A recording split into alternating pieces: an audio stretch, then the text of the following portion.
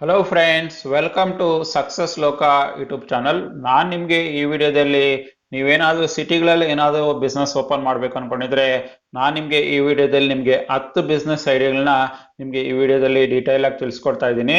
ನಾನು ಆ 10 ವಿಡಿಯೋಗಳನ್ನ ನಿಮಗೆ ಡೀಟೇಲ್ ಆಗಿ ತಿಳಿಸ್ಕೊಡೋದಕ್ಕೆ ಮೊದಲು ನೀವು ನಮ್ಮ ಸಕ್ಸಸ್ ಲೋಕ ಯೂಟ್ಯೂಬ್ ಚಾನಲ್ಗೆ ಇದುವರೆಗೂ ಸಬ್ಸ್ಕ್ರೈಬ್ ಮಾಡ್ಕೊಳ್ಳಿಲ್ಲ ಅಂದರೆ ಖಂಡಿತವಾಗಿ ಸಬ್ಸ್ಕ್ರೈಬ್ ಮಾಡ್ಕೊಳ್ಳಿ ಮತ್ತು ಬೆಲ್ ಐಕನ್ ಕ್ಲಿಕ್ ಮಾಡಿದ್ರೆ ನಮ್ಮ ಎಲ್ಲ ಮುಂದಿನ ವಿಡಿಯೋಗಳು ನಿಮಗೆ ಖಂಡಿತವಾಗಿ ಸಿಗುತ್ತೆ.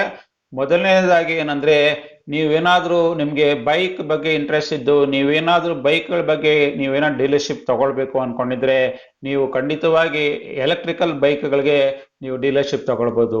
ನೀವು ನಾರ್ಮಲ್ ಬೈಕ್ಗಳು ಕಂಪೇರ್ ಮಾಡಿದ್ರೆ ಎಲೆಕ್ಟ್ರಿಕಲ್ ಬೈಕ್ಗಳಿಗೆ ಈಗಂತೂ ಸಾಕಷ್ಟು ಟ್ರೆಂಡ್ ಇದೆ. ಇದೆಲ್ಲ ಮನೆಯಲ್ಲಿರೋ ಎಲೆಕ್ಟ್ರಿಸಿಟಿನ ಯೂಸ್ ಮಾಡ್ಕೊಂಡು ಓಡೋ ಬೈಕ್ಗಳು. ಈ ತರ ಎಲೆಕ್ಟ್ರಿಕಲ್ ಬೈಕ್ಗಳಿಗಂತೂ ಸಾಕಷ್ಟು ಡಿಮ್ಯಾಂಡ್ ಇದೆ ಈಗ ಸಿಟಿಗಳಲ್ಲಿ. ನೀವು ಕೂಡ ಏನಾದರೂ ಒಂದು ಬಿಸ್ನೆಸ್ ಓಪನ್ ಮಾಡ್ಬೇಕಂದ್ರೆ ನೀವು ಕೂಡ ಎಲೆಕ್ಟ್ರಿಕ್ ಬೈಕ್ ಡೀಲರ್ಶಿಪ್ ತಗೊಂಡು ನೀವು ಸಾಕಷ್ಟು ಹಣ ಮಾಡ್ಬೋದು. ಎರಡನೇ ತರ ಬಿಸ್ನೆಸ್ ಏನಂದ್ರೆ, ಸಿಟಿಗಳಲ್ಲಿ ಇರೋ ಜನಗಳು ನಾರ್ಮಲ್ ಆಗಿ ಯಾವಾಗಾದ್ರೂ ವೆಕೇಶನ್ ಬಂದಾಗ, ಏನಾದರೂ ಫಂಕ್ಷನ್ಗಳು ಇಲ್ಲಾಂದ್ರೆ ಹಾಲಿಡೇಸ್ ಬಂದಾಗ ಜನಗಳೆಲ್ಲಾನು ಲಾಂಗ್ ವೀಕೆಂಡ್ಸು, ಲಾಂಗ್ ವೆಕೇಶನ್ಸ್ ಅಲ್ಲಿ ಸಾಕಷ್ಟು ರೀತಿಯಲ್ಲಿ ಟೂರ್ಗಳು ಹಾಕೊಳ್ತಾರೆ. ಅರ್ಥ ಆಯ್ತಲ್ವಾ? ಕೆಲವರು ಇಂಡಿಯಾದಲ್ಲೇ ಟೂರ್ ಹಾಕ್ತಾರೆ, ಕೆಲವರು ಬೇರೆ ದೇಶಕ್ಕೆ ಹೋಗಿನೂ ಟೂರ್ ಹಾಕ್ತಾರೆ. ಆದ್ರಿಂದ ಕೆಲವರು ಇಲ್ಲೇ ಕೂತ್ಕೊಂಡು ಪ್ರತಿಯೊಂದನ್ನು ಆರ್ಗನೈಸ್ ಮಾಡ್ತಾರೆ. ಅದಕ್ಕೆ ಟ್ರಾವೆಲ್ ಕನ್ಸಲ್ಟೆನ್ಸಿ ಅಂತ ಹೇಳ್ತಾರೆ. ನೀವು ಕೂಡ ಒಂದು ಟ್ರಾವೆಲ್ ಏಜೆನ್ಸಿ ಇಲ್ಲಾಂದ್ರೆ ಟ್ರಾವೆಲ್ ಕನ್ಸಲ್ಟೆನ್ಸಿ ಏಜೆನ್ಸಿನ ನೀವು ಓಪನ್ ಮಾಡ್ಕೊಂಡು ನೀವು ಎಲ್ಲಾ ತರ ಟೂರ್ಗಳು ಟ್ರಿಪ್ಗಳಿಗೆಲ್ಲಾನು ಪ್ಲಾನ್ ಮಾಡಿದ್ರೆ ನಿಮ್ಮ ಕಸ್ಟಮರ್ಗಳಿಗೆ ನೀವು ಕೂಡ ಸಾಕಷ್ಟು ಹಣ ಮಾಡ್ಬೋದು. ನಿಮಗೂ ಕೂಡ ಈ ರೀತಿ ಬಿಸ್ನೆಸ್ ಏನಾದರೂ ಓಪನ್ ಮಾಡ್ಬೇಕಂದ್ರೆ ನೀವು ಟ್ರಾವೆಲ್ ಕನ್ಸಲ್ಟೆನ್ಸಿ ಓಪನ್ ಮಾಡ್ಕೊಂಡು ನೀವು ಸಾಕಷ್ಟು ಹಣ ಮಾಡ್ಬೋದು. ಮೂರನೇ ಬಿಸ್ನೆಸ್ ಐಡಿಯಾ ಏನಂದ್ರೆ, ಎಸ್ಪೆಷಲಿ ಸಿಟಿಗಳಲ್ಲಿ ಎಲ್ಲ ಜನಗಳು ಇಂಗ್ಲೀಷ್ ಮಾತಾಡೋದಕ್ಕೆ ಟ್ರೈ ಮಾಡ್ತಾರೆ. ಒಳ್ಳೆ ರೀತಿ ಇಂಗ್ಲೀಷಲ್ಲಿ ಮಾತಾಡಿದ್ರೆ ನಮ್ಗೆ ಒಳ್ಳೆ ರೀತಿ ಕೆಲಸ ಸಿಗುತ್ತೆ, ಒಳ್ಳೆ ರೀತಿ ಕೆಲಸ ಸಿಕ್ಕಿದ್ರೆ ಒಳ್ಳೆ ರೀತಿ ಸಂಬಳ ಬರುತ್ತೆ ಅನ್ನೋ ಎಲ್ಲ ರೀತಿಯಲ್ಲ ಆಸೆಗಳು ಇರುತ್ತೆ. ಆದ್ರಿಂದ ಜನ ಹಿಂದೆ ಮುಂದೆ ನೋಡೋದಿಲ್ಲ. ನಾವು ಇಂಗ್ಲೀಷ್ ಕಲಿಬೇಕಂದಾಗ ನಾವು ಸಾವಿರಾರು ರೂಪಾಯಿ ಖರ್ಚು ಮಾಡೋದಕ್ಕೂ ಯೋಚನೆ ಮಾಡೋದಿಲ್ಲ.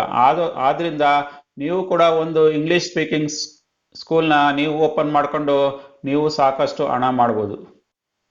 ನಾಲ್ಕನೇ ಬಿಸ್ನೆಸ್ ಏನ್ ಐಡಿಯಾ ಅಂದ್ರೆ, ಎಸ್ಪೆಷಲಿ ಸಿಟಿಗಳಲ್ಲಿ ಸಾಕಷ್ಟು ಮಕ್ಳಿರ್ತಾರೆ. ಸಾಕಷ್ಟು ಪ್ರತಿ ವರ್ಷನೂ ಹೊಸ ಹೊಸ ಬುಕ್ಸ್ ಬರ್ತಾನೆ ಇರುತ್ತೆ. 1ನೇ ಕ್ಲಾಸ್ ಬುಕ್ ಓದಿರೋರು ನೆಕ್ಸ್ಟ್ 2ನೇ ಕ್ಲಾಸ್ ಹೋಗ್ತಾರೆ, 2ನೇ ಕ್ಲಾಸ್ ಇರೋರು 3ನೇ ಕ್ಲಾಸ್ ಓದ್ತಾರೆ, ನೆಕ್ಸ್ಟ್ 4ನೇ ಕ್ಲಾಸ್ ಹೋಗ್ತಾರೆ. ಇದೇ ರೀತಿ ಹೊಸ ಬುಕ್ಗಳು ತಕೊಂಡು ಮುಂದೆ ಹೋಗ್ತಾ ಇರ್ತಾರೆ. ಈಗ ಹಳೆ ಬುಕ್ಗಳ ಕತೆ ಏನೋ ಅಂತ ನೀವು ಅರ್ಥ ಮಾಡ್ಕೊಳ್ಬೇಕು. ಹಳೆ ಬುಕ್ಗಳೆಲ್ಲಾನು ಸಿಟಿಗಳಲ್ಲಿ ಎಲ್ಲೋ ಕೆಲವು ಕಡೆ ಮಾತ್ರ ಮಾರ್ತಾರೆ.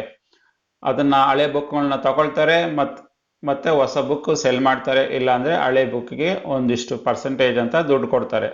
ಅರ್ಥ ಆಯ್ತಲ್ವಾ? ಇದು ಓನ್ಲಿ ಸರ್ಟನ್ ಪೋರ್ಷನ್ ಸಿಟಿಗಳಲ್ಲೇ ಈ ಬಿಸ್ನೆಸ್ ನಡೀತಾ ಇದೆ. ಪ್ರತಿಯೊಂದು ಏರಿಯಾಗಳಲ್ಲೂ ಈ ಬಿಸ್ನೆಸ್ ಇಲ್ಲ.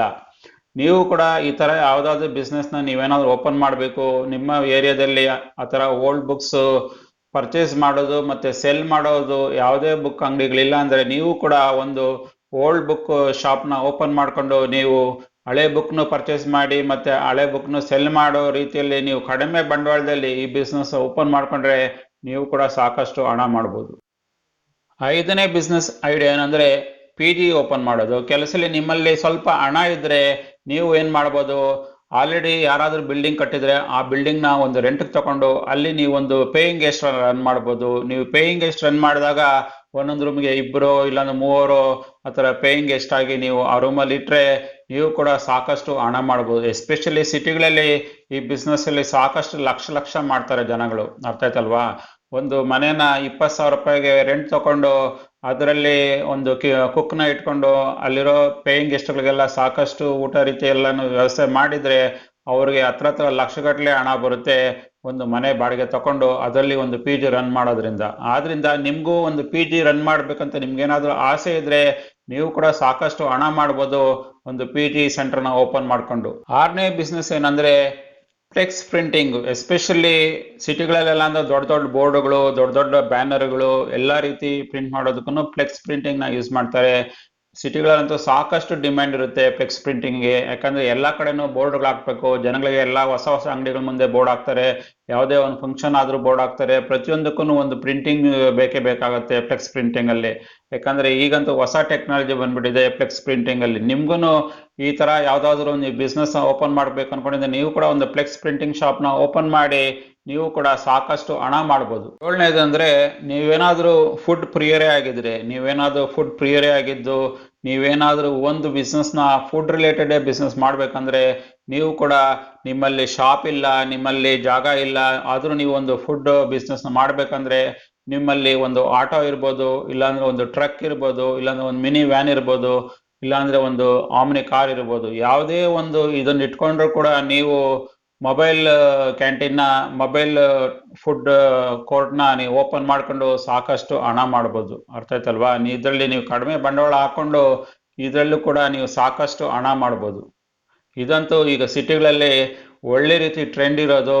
ಎಷ್ಟೋ ಕಡೆ ಫುಡ್ ಟ್ರಕ್ಗಳಲ್ಲಿ ಜನ ಕಾಯ್ತಾ ಇರ್ತಾರೆ, ಒಳ್ಳೆ ರೀತಿ ಫುಡ್ ಕ್ವಾಲಿಟಿ ಕೊಡ್ತಾರೆ ಅಂದ್ಬಿಟ್ಟು ಜನ ಆ ಫುಡ್ ಟ್ರಕ್ಗಳಿಗೋಸ್ಕರ ಕಾಯೋದು ಅಲ್ಲಿ ಊಟ ತಿನ್ಕೊಂಡು ಹೋಗ್ತಾರೆ. ಆದ್ರಿಂದ ನಿಮಗೂ ಈ ಬಿಸ್ನೆಸ್ ಏನಾದರೂ ಮಾಡ್ಬೇಕಂತ ಇಂಟ್ರೆಸ್ಟ್ ಇದ್ರೆ ನೀವು ಕೂಡ ಈ ಥರ ಬಿಸ್ನೆಸ್ ಓಪನ್ ಮಾಡಿ ಸಾಕಷ್ಟು ಹಣ ಮಾಡ್ಬೋದು.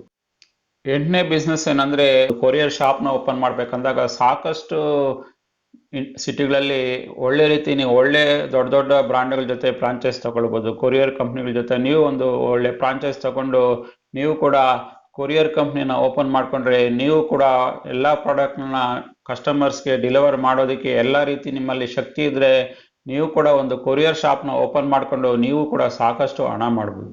9ನೇ ಬಿಸ್ನೆಸ್ ಏನಂದ್ರೆ ಬಾಟಲ್ಡ್ ವಾಟರ್ನ ಸಪ್ಲೈ ಮಾಡೋದು. ಇದರಲ್ಲಿ ನೀರಿಗೆ ಸಾಕಷ್ಟು ತೊಂದರೆ ಇದ್ದೇ ಇರುತ್ತೆ, ಎಸ್ಪೆಷಲಿ ಕುಡಿಯೋ ನೀರಿಗಂತೂ ಸಾಕಷ್ಟು ತೊಂದರೆ ಇರುತ್ತೆ. ಒಳ್ಳೆ ಕ್ವಾಲಿಟಿ ಇರೋ ಕುಡಿಯೋ ನೀರಿಗೆ ಸಾಕಷ್ಟು ತೊಂದರೆ ಇದ್ದೇ ಇರುತ್ತೆ. ಅಲ್ಲಿ ಹಣ ಕೊಟ್ಟಾದರೂ ಜನ ಕುಡಿಯೋ ನೀರು ತಗೊಳ್ತಾರೆ. ಆದ್ರಿಂದ ನೀವು ಕೂಡ ಈ ಬಿಸ್ನೆಸ್ನ ನೀವು ಒಂದು ಪ್ಲಾಂಟ್ ಹಾಕೊಂಡು, ಇಲ್ಲಾಂದ್ರೆ ನೀವು ಡಿಸ್ಟ್ರಿಬ್ಯೂಟರ್ ಆಗಿ ಆದ್ರೂ ನೀವು ಈ ಬಿಸ್ನೆಸ್ನ ಮಾಡ್ಬೋದು. ಕೆಲವು ಅಪಾರ್ಟ್ಮೆಂಟ್ಗಳಲ್ಲೇ ನೀವು ಪರ್ಮಿಷನ್ ತಗೊಂಬಿಟ್ರೆ, ಈಗ ಒಂದು ಅಪಾರ್ಟ್ಮೆಂಟಲ್ಲಿ ಸಾವಿರಾರು ಮನೆಗಳಿರುತ್ತೆ, ನೀವು ಎಲ್ಲ ಮನೆಗಳಿಗೂ ದಿನಕ್ಕೆ ಒಂದು ಬಾಟ್ಲನ್ನ ನೀವು ಸಪ್ಲೈ ಮಾಡಿದ್ರು, ಅರ್ಥ ಆಯ್ತಲ್ಲ, ಒಂದು ಬಾಟ್ಲಿಗೆ 30 ರೂಪಾಯಿ ಇರುತ್ತೆ. ನೀವು ಒಂದು 1000 ಅಪಾರ್ಟ್ಮೆಂಟಿಗೆ ಏನಾದರೂ ನೀವು ಸಪ್ಲೈ ಮಾಡೋದಕ್ಕೆ ಏನಾದರೂ ನೀವು ತಗೊಂಬಿಟ್ರೆ ನೀವೇ ಅರ್ಥ ಮಾಡ್ಕೊಳ್ಬೇಕು ನಿಮಗೆ ಎಷ್ಟು ಹಣ ಬರುತ್ತೆ ಪ್ರತಿದಿನನೂ. ಆದ್ರಿಂದ ನಿಮ್ಗೂ ಈ ಥರ ಏನಾದರೂ ಡಿಸ್ಟ್ರಿಬ್ಯೂಟರ್ ಆಗಿ ವಾಟರ್ ಡಿಸ್ಟ್ರಿಬ್ಯೂಟರ್ ಆಗಬೇಕು, ನೀವು ಕೂಡ ಸಾಕಷ್ಟು ಹಣ ಮಾಡಬೇಕಂದ್ರೆ ನೀವು ಕೂಡ ಈ ಬಿಸ್ನೆಸ್ನ ಓಪನ್ ಮಾಡ್ಕೊಂಡು ನೀವು ಕೂಡ ಸಾಕಷ್ಟು ಹಣ ಮಾಡ್ಬೋದು.